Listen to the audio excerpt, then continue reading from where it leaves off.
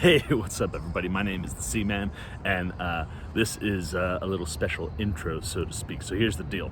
I've seen Avatar once in my entire life, and I saw it on a day where my family, we had like moved the entire house around, like room-wise, and I was like, just like finishing up the finishing touches in my room, like just getting everything set, and Avatar was coming on.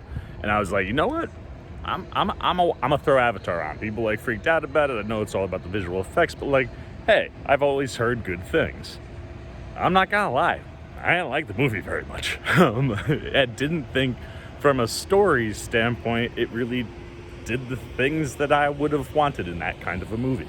Now, also, to be honest and to be fair, that was like right after it came out on like HBO, so it was years and years and years ago, and I haven't seen it since. And as you can see, I'm walking into the mall because, well, we're getting ready to go see Avatar. It's been so long, and I don't really remember a ton about it, that this kind of feels like a first experience. So I'm gonna go in, fresh eyes, fresh mind. I'm give it a shot, but I think by seeing it in IMAX 3D, which is the way the movie was intended to be seen, not on my bedroom television, maybe that in and of itself might improve the experience at least. So I'm really intrigued. Like I said, I'm not really a huge Avatar fan. I would rather see James Cameron focus on things like Alita Battle Angel, but maybe seeing this movie years later, and for the first time on the big screen in 3D, maybe I changed my mind. So I'm gonna check back with you guys right after I'm out of the movie theater in what feels like the first time I'm going to see Avatar, even though it'll be the second time I'm seeing Avatar. All right, I'm hitting the theater. I'll check you later. Peace. Hey, what's up, everybody? My name is Corey, better known as the Seaman, and I want to welcome you to another edition of the Seaman's Cinema Sit Down. It's been about 12, 13 years since I last saw this movie on a 24-inch television in my bedroom, and I didn't like it that much. Like I said, it's been like 12, 13 years since. Has that, an IMAX and 3D experience, changed anything for me? Well, why don't you pull up a chair, take a seat. We are getting ready to dive into my second ever experience into Avatar. That's right, Avatar is back at the movie theater as we get ready for Avatar, the Way of Water, I believe is what it's called. And yeah, like I had said earlier, this is a movie that I saw back when it came out on my television. And, the visual effects, not that impressive on a 24-inch screen. So let's start there. I now understand why people like this movie.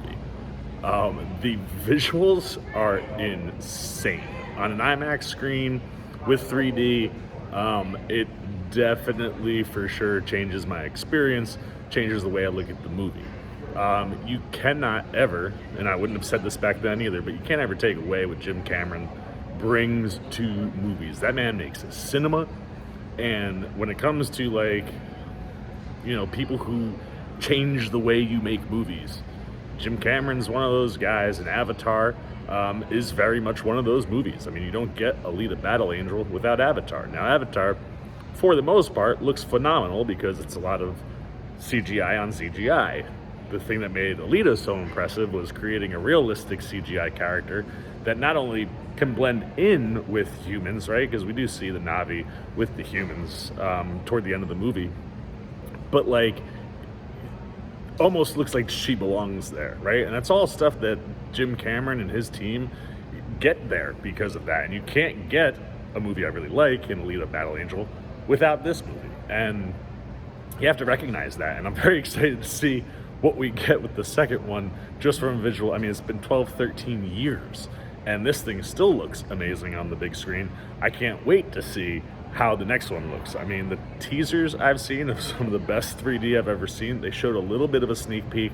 Basically, mild spoilers if you don't know, it looks like the Na'vi will be having both water and land Na'vi.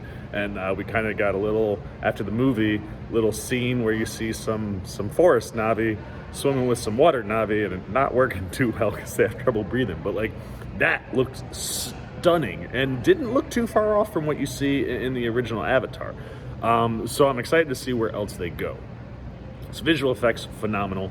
The score is one of these other things. 12, 13 years ago, I didn't look at movies the way I look at movies now. And, I can see the things that are good here. Visual effects are great. Pandora is amazing. I am in love with the world of Pandora. Like, you want to talk about a change, seeing Pandora on the big screen, wow, totally different than what it was on a little screen. But the world is wonderful. The Na'vi are awesome. I love their culture. And this is what eventually will get to, like, things that I have problems with in the movie still. But, like, all of the stuff around the Na'vi and those characters and their way and their culture and their world, awesome stuff. The score is phenomenal. There's a couple wonky moments where I was like, where are we going with this? But every time it comes back and gives me epic lifts right when you need them. Now, when it comes to my problems with this movie, it still stems from the story. The story I don't think is great, and that's because I don't think these guys need a human element at all. And all the human element stuff just brings about generic, cliche things that we've seen about, colonizers coming in. Here they're not even looking to colonize. We're just looking to steal resources from a planet because our planet is dead. And I can understand what you're saying about those things, but they all hit the nose on the head, or the nail on the head, little too on the nose, almost, kind of generically written out. And I've always said, look, Cameron's not the best when it comes to writing, but the script stuff here, some of the ways the characters move around, with Jake Sully in particular, as a guy who's done no training, can immediately make a jump to an avatar. Sigourney Weaver hates him, then she loves him, then the other dude is all on board, oh yeah, we're gonna get you in, then gets real jealous. There's a lot of interpersonal relationship stuff with the characters that just doesn't work with me, and some elements with the human story move a little too fast because you got to try to weave in the Na'vi story on top of it, which makes this movie a little long. And all that stuff is still present for me. I don't think the story improved because I went to the big screen, but going to the big screen, my experience improved.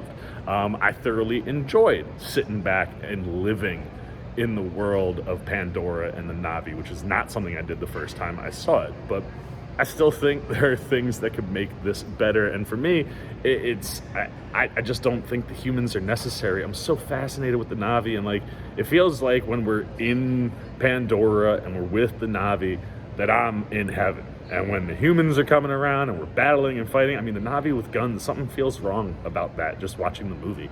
And it's most of my conflicts come from the human storylines. And I get it. The human storyline is literally what makes the movie named what the movie is, Avatar. But I don't know, name it Na'vi. I don't know, anything but avatars that you can get rid of the humans. And we know the human, the synopsis for Way of Water is, Jake Sully's got familial people coming back to finish something that they started. I'm like, oh yeah, great. If we were just diving into the different, cultures of the Na'vi, which it looks like the movie will do, but if that was all we were sticking with, I think these movies would work a lot better. Now, that being said, we've got some actors. Zoe Saldana is one of my favorite things in the entire world. She is tremendous. Anytime she shows up, especially if you're giving her a shade of color you don't see on the human, she pops. And when you look at what Natari brings, or Natiri? Natiri.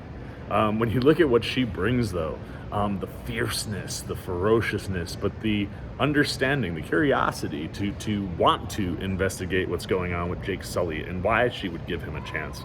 All that stuff just comes through even though she's not there at all. And it's one of those things where the visual effects are phenomenal, man. The way you look at her eyes and the way that they pop, she just, for me, carries the movie. She's the character I like the most and the one I'm most interested in. I want to ride with her all the time, and not so much Jake Sully. Sam Worthington is fine.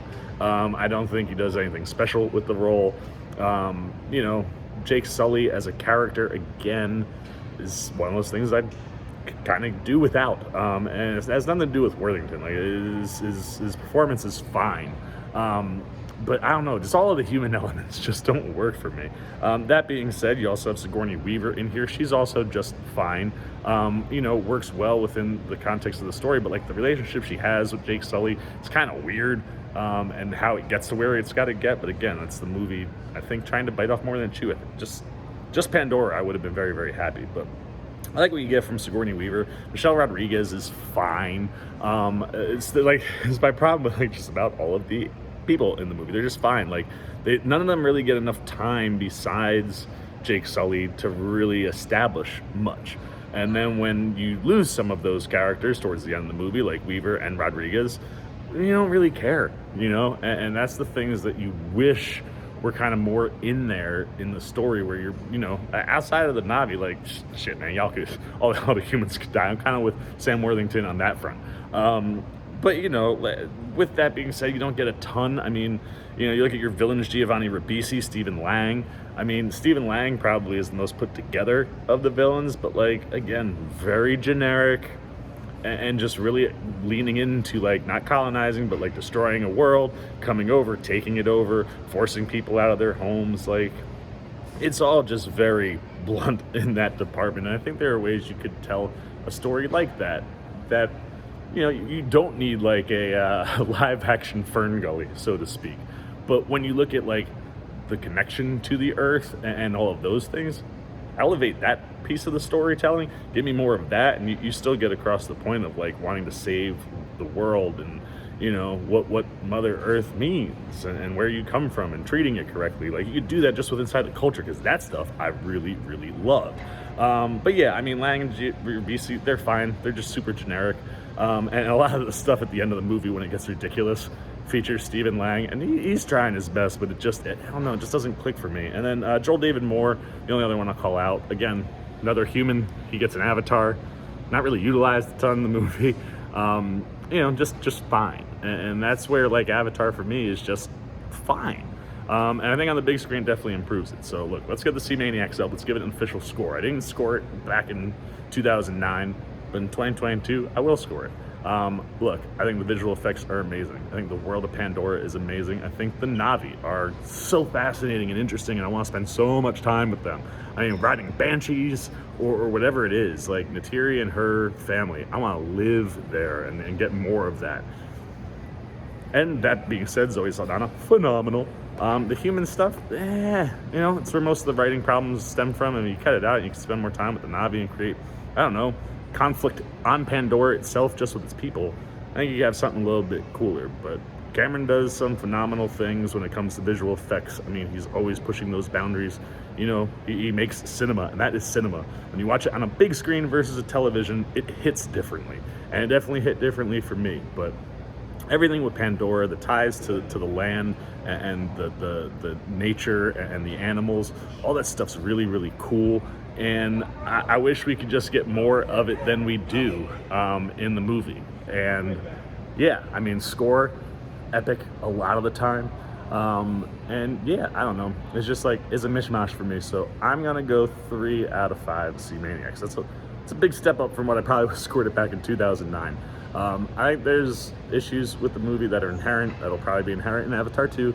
But, there's enough on Pandora where if that's the majority of your movie, I can live with that, man. Like, let me spend more time with those characters and flesh them out a little bit and give me, a more interesting story than the generic, like, oh, outsiders come in, push the people from the land out, and either are, reaping it for resources or whatever it may be.